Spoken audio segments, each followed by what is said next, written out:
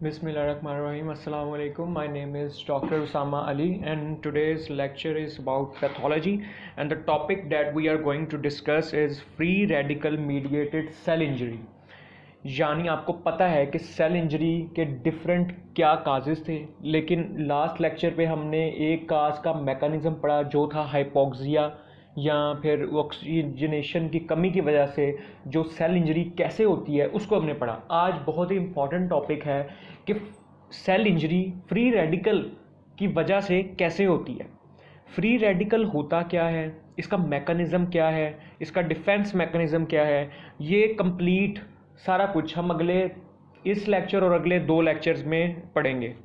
ठीक है। अब फ्री रेडिकल होता क्या है? फ्री रेडिकल हम उस केमिकल स्पीशीज़ को कहते हैं that has a single unpaired electron on its outer shell. कोई भी ऐसी स्पीशीज़, केमिकल स्पीशीज़ जिसके आखिरी शेल में क्या हो, एक अनपेयर्ड इलेक्ट्रॉन हो। आपको पता है कि जो एटम होता है उसके डिफरेंट शेल्स होते हैं, पहले शेल में 2 इलेक्ट्रॉन, फिर अगले में 4 और इसी तरह आगे सो ऑन। तो अगर किसी के जो सा शेल है उसके आखिरी शेल में क्या हो, एक अनपेयर्ड इलेक्ट्रॉन हो, तो वो उस केमिकल स्पीशीज़ को क्या बना देता है, फ्री रेडिकल बना देता है।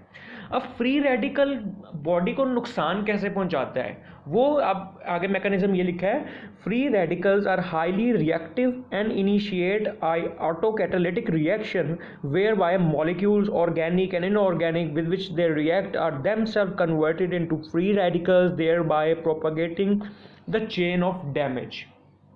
इसका मतलब ये है कि जो फ्री रेडिकल होता है वो बहुत ही रिएक्टिव होता है, यानी वो जिस भी चीज़ मॉलिक्यूल को देखता है उसके साथ रिएक्ट कर जाता है। तो वो क्या करता है कि वो जो भी ऑर्गेनिक मॉलिक्यूल हो या इनऑर्गेनिक मॉलिक्यूल हो उसको देखेगा और उसके साथ रिएक्शन कर देगा। जब वो उसके साथ रिएक्शन करेगा तो वो क्या करेगा, उस स्टेबल मॉलिक्यूल से एक इलेक्ट्रॉन अपनी तरफ खींच लेगा। जब एक इलेक्ट्रॉन वो अपने आउटर शेल में ले आएगा तो उसके जो आखिरी आउटर शेल में अनपेयर्ड इलेक्ट्रॉन था वो पेयर्ड इलेक्ट्रॉन हो गया। तो फ्री रेडिकल जो पहले था वो क्या हो गया, वो पेयर्ड बन गया और वो फ्री रेडिकल नहीं रहा। लेकिन जिस ऑर्गेनिक या इनऑर्गेनिक मॉलिक्यूल से उसने वो इलेक्ट्रॉन लिया तो उसके आउटर शेल में तो अनपेयर्ड इलेक्ट्रॉन रह गया। तो उस अनपेयर्ड इलेक्ट्रॉन की वजह से वो नेक्स्ट मॉलिक्यूल जिसको फ्री रेडिकल ने अटैक किया वो अब फ्री रेडिकल बन गया। इसी तरह अब ये चेन ऑफ रिएक्शन बढ़ता जाएगा। तो जो दूसरा मॉलिक्यूल फ्री रेडिकल बन चुका है अब वो नेक्स्ट मॉलिक्यूल के साथ अटैक करेगा, उसको फ्री रेडिकल बना देगा और ख़ुद स्टेबल हो जाएगा।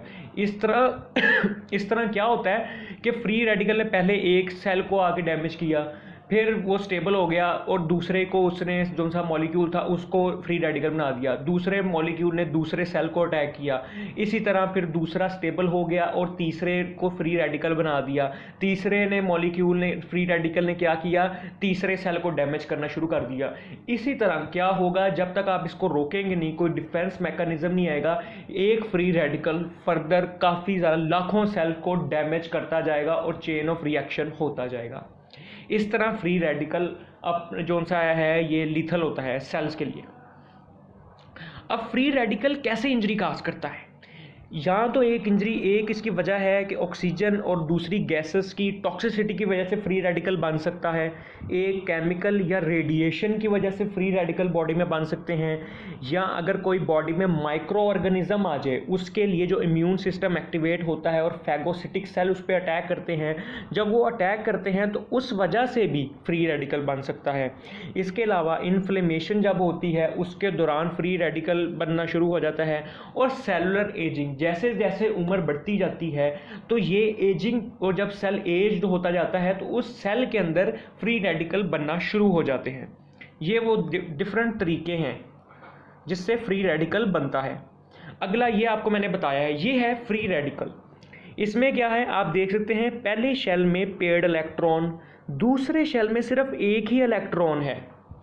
इस वजह से ये जो मॉलिक्यूल है, एटम है, ये बन गया है फ्री रेडिकल, ये हाईली अनस्टेबल है।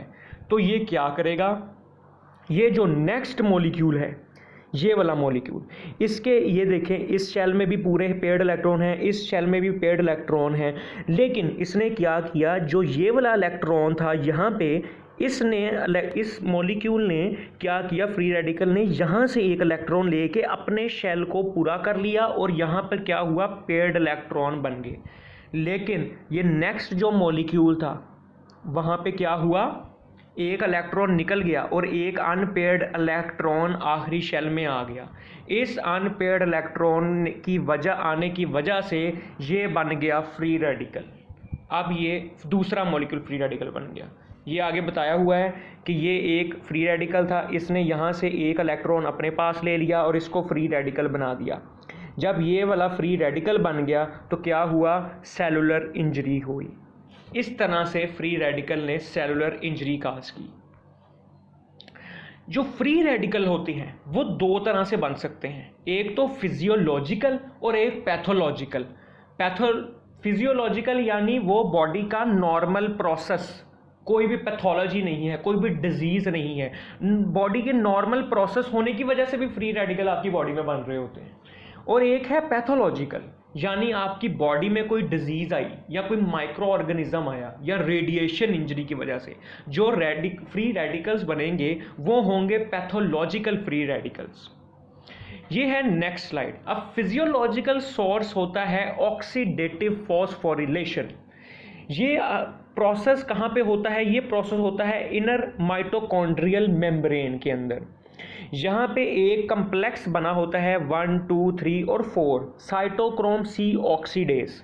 ये क्या करता है, इसका माइटोकॉन्ड्रिया का आपको पता है काम होता है ATP बनाना, लेकिन ये जो कम्प्लेक्स है 1, 2, 3, 4, ये कम्प्लेक्स एक इलेक्ट्रॉन को उठाता है, 2 में लेके जाता है, 3 में लेके जाता है और 4 कम्प्लेक्स में लेके जाता है, और आखिर में आके ये ऑक्सीजन के साथ इसको इलेक्ट्रॉन को बाइंड कर देता है।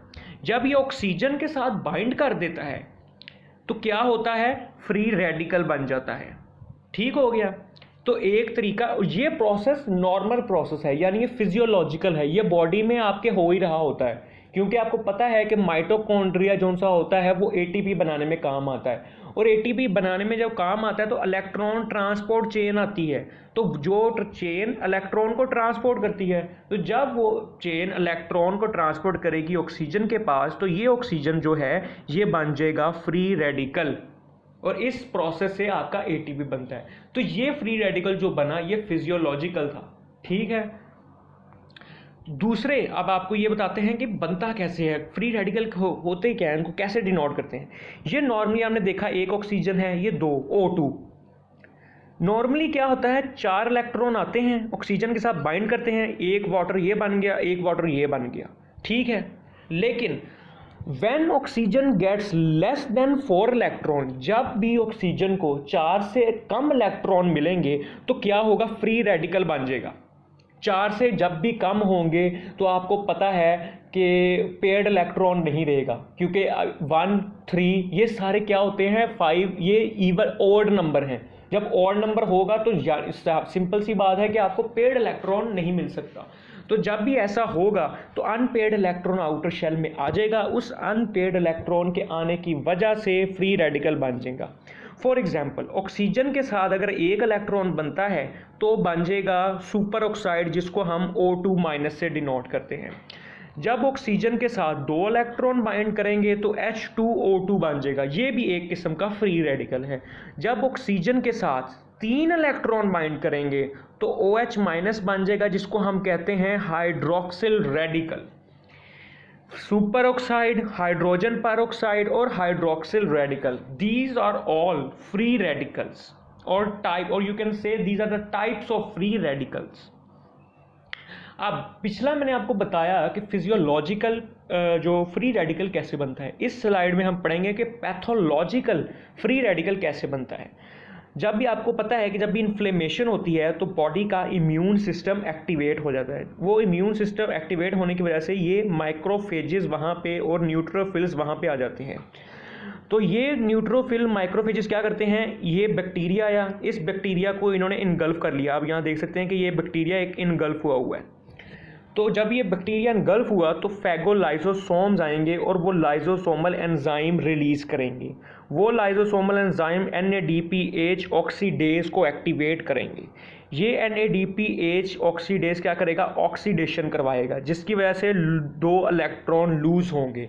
ये इलेक्ट्रॉन आगे क्या करेंगे, ये ऑक्सीजन के साथ बाइंड कर देंगे।